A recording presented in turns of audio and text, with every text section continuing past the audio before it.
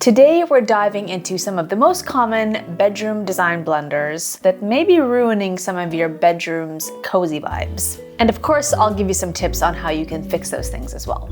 First off, forcing a king-size bed into a room that's too small. When a bed overwhelms a space in a room, it can create a sense of discomfort and unease. The space can start to feel cramped. You might feel boxed in and frustrated due to the limited space that you have to move around. A large bed in a small room can also make the space look cluttered, even if it's neat and organized. This visual clutter can lead to a sense of chaos or stress because the room feels busy. And design-wise, when a bed is too big for the room, it can throw off the visual balance, making the room feel heavy in one area. And if you're on team the bigger the better, that's fine too. For example, I'm sure these guys would probably disagree with me on this point, but to each their own. For a king-size bed, a room should be at least 12 feet by 12 feet to allow enough space for the bed and still have enough room to move around. This size also leaves some space for additional furniture like nightstands or a dresser without the room feeling too cramped. If the room is smaller than this, you might start to feel like the bed is overwhelming the space.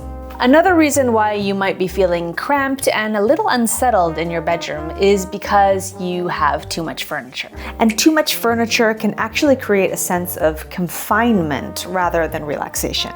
It can also make it harder to move around freely, turning what should be a peaceful retreat into a stressful environment. How much room people feel they need between furniture pieces can vary and is subjective, but make sure you have enough space to move around comfortably and that the room feels balanced. If you're not sure, then trust your instincts. If a space feels too tight or cluttered, it probably is. Now, I totally understand needing storage, but try to be a little bit creative about where you put your stuff. So maybe use underbed storage, place an extra dresser in your closet, maybe store the clothes you don't need for this season in another area of your house so that you can free up some breathing space in your bedroom. Placing your bed or another piece of furniture in front of your window is another thing that you really want to avoid if you can. Windows are a source of natural light, and placing a bed or a large piece of furniture in front of a window can obviously block that natural light, and we don't want that. Blocking that view with furniture can make the room feel closed off, and it can reduce the sense of openness. I get that there are some situations where you just don't have any other option but to place your bed in front of a window. And if that's the case for you, then I would suggest always opting for a bed that has a very low headboard so that you block as little of the view and the window as possible. Speaking of headboards, if you don't have one, you are definitely missing out. A headboard serves as a visual anchor for your bed, and it grounds the bed within the room. It depends on what style you're going for, but at times, without a headboard, the bed can often feel like it's floating or like it's disconnected from the rest of the space, which can really make the room look unfinished or bare. We know, of course, that some beds are specifically designed not to have headboards, and some more minimalist rooms deliberately avoid using them. But more often than not, I find that without a headboard, the bed can look flat or a little bit too low and can kind of give college dorm vibes. Headboards add height and structure to the bed, helping to balance the proportions of the room. Although I would stay away from those insanely tall headboards, those are just weird and frankly a little scary. If you don't have a headboard but you'd like to create the illusion of one, then you can prop up a few oversized pillows behind your regular bed pillows to create the illusion of one. One case where you definitely could skip out on a headboard is if your bed is in front of a window. In that case, it could be the window itself that acts as the headboard. Okay, next let's talk about incorrectly sized nightstands. Incorrectly sized nightstands can throw off the balance in your bedroom. If a nightstand is too big, it can dominate the space and make the room feel cramped or cluttered. On the other hand, a nightstand that's too small, first of all, might not provide enough surface area for your essentials, making it impractical, and it might feel out of proportion with the bed and other furniture. In terms of nightstand width, you basically just want to make sure that the width of your nightstand is in proportion to the width of your bed. So the wider the bed you have, the wider the nightstand you should have. Now there is some wiggle room. Just make sure you're not doing things like having a tiny little nightstand next to a massive king bed. I'll put some width guidelines here on the screen and you can pause to read, or you can take a screen grab or something and save it for reference if you want to. The height of the nightstand is also important. Ideally, the top of your nightstand should be level with the top of your mattress or within a few inches of it. If it's too low, it can be awkward to reach for items while you're in bed, and it may look visually disconnected from the bed. If it's too tall, it can feel overwhelming and make the room look off balance. For example, in this picture, the nightstand on the left is way too big and it's also too tall. It looks like they're using a dresser or something as a nightstand. What I would do here instead is, first of all, center the bed on the wall, get matching lights, and get a second nightstand to match the one on the right, which size-wise fits the room a bit better. Hang some artwork, maybe a couple mirrors, and you're done. Editing Viv here. So as I was gathering images for this section, the internet kept insisting on showing me this one. So I guess the universe was telling me to share it with you guys. Behold, Elon Musk's nightstand. One question I hear a lot is, do your nightstands need to match? No, they don't, but personally I prefer if they do. Totally up to you.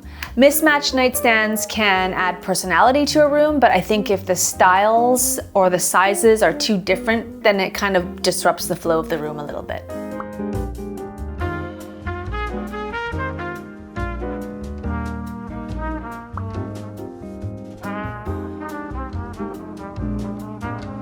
So speaking of matching, I like to match my nightstands and I like to match my lamps in my bedroom, but that's about as far as I go when it comes to matching stuff.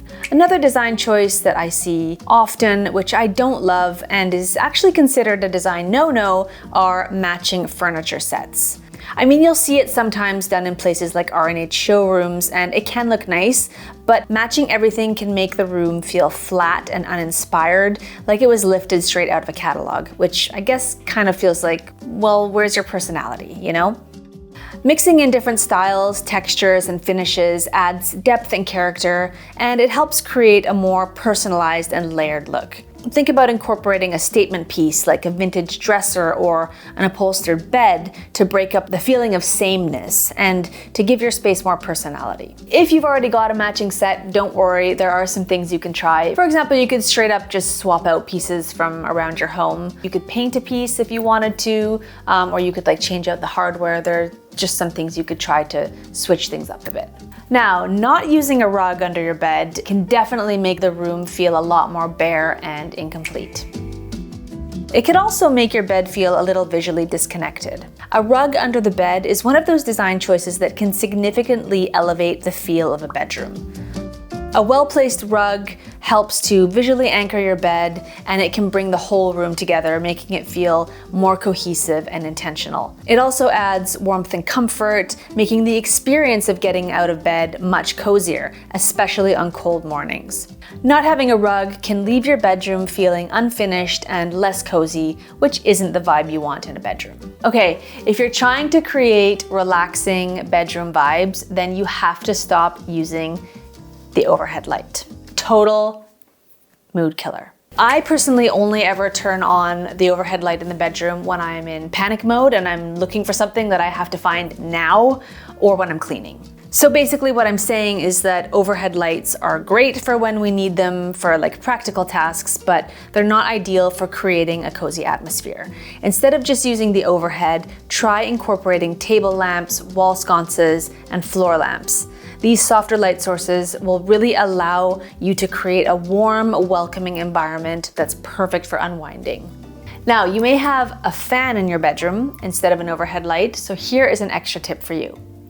If your ceiling is white, get a white fan. If your ceiling is dark, get a dark fan. You basically want to blend it into the ceiling color so that it doesn't stand out. Pretty simple, but it really does help to draw the eye away from the fan element, which, let's face it, we really don't want to bring attention to. But what I do want to bring attention to is today's sponsor, ASUS. I'm so excited to share this little gem with you. I have always used laptops a lot, but I've often struggled to find one that was a good blend of looks, portability, and performance. Not anymore. Meet the ASUS ZenBook S16. First of all, this laptop looks great. It's got a super thin design with the entire computer being less than half an inch thick, and it only weighs 3.3 pounds. So it's really convenient convenient to carry around. The touchpad is 40% larger than most, and the keyboard feels great.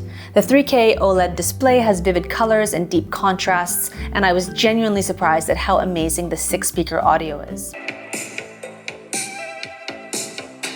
The lid is made with Ceraluminum, which is a high-tech scratch-resistant ceramic with the durability of aluminum. It's actually the same treatment process that you see in luxury watches. The AMD AI processor makes it easy for me to use AI tools for daily tasks, like searching for inspiration or brainstorming new ideas. If you're looking for a laptop, you'll definitely want to give the ZenBook S16 a try, especially if you're someone who needs a mix of sophistication and mobility. Thanks so much, Asus, for sponsoring this video. Okay everyone, that's it from me today. Thanks so much for sharing your time with me, and I will see you in the next one.